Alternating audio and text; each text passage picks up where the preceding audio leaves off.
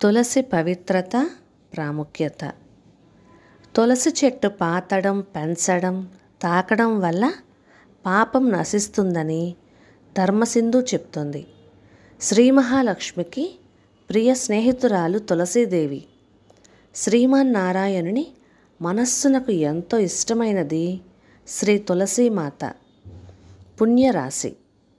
పాపాలను పటాపంచలు చేస్తుంది. బ్రహ్మవైవర్త పురాణం, స్కాంద పురాణం, పద్మ పురాణాలలో తులసి మహిమ వర్ణితమైనది. తులసి పాదులలో సర్వతీర్థాలు ఉన్నాయి.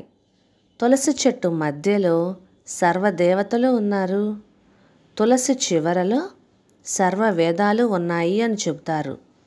పరిమళ భరితమైన తులసి శ్రీకృష్ణునికి చాలా ప్రీతి.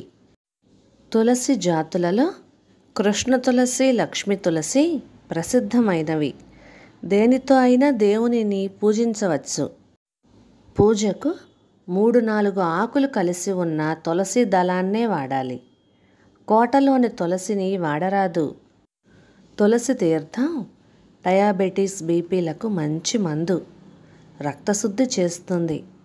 సూర్యాస్త సమయం తర్వాత తులసిని కోయరాదు. తులసి చెట్టు నీడలో శ్రాద్ధం చేస్తే పితృతృప్తి అవుతుందట. తులసి మహత్యాన్ని ఇంత అంతా అని వర్ణించలేము. దేవతామూర్తుల ప్రతిమలను చేతి ఉంగరాలలోనూ మెడలో హారాలలోనూ ధరించవచ్చా?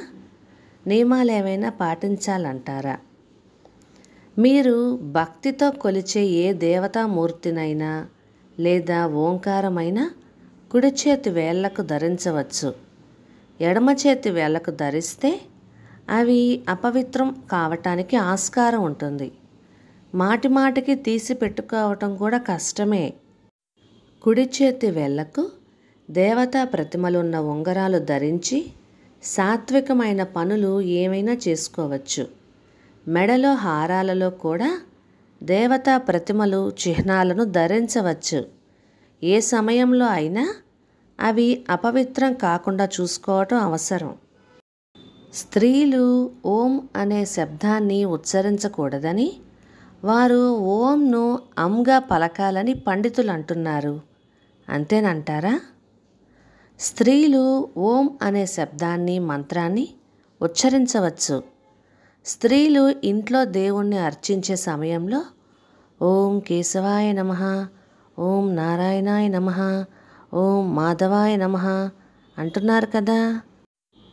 అకార వాచ్యుడైన పరమాత్మకు మకార వాచ్యుడైన నేను చెంది ఉన్నాను అని ఓంలోని 3 అక్షరాలు అకార, ఉకార, మకారాలను తెలుపుతున్నాయి.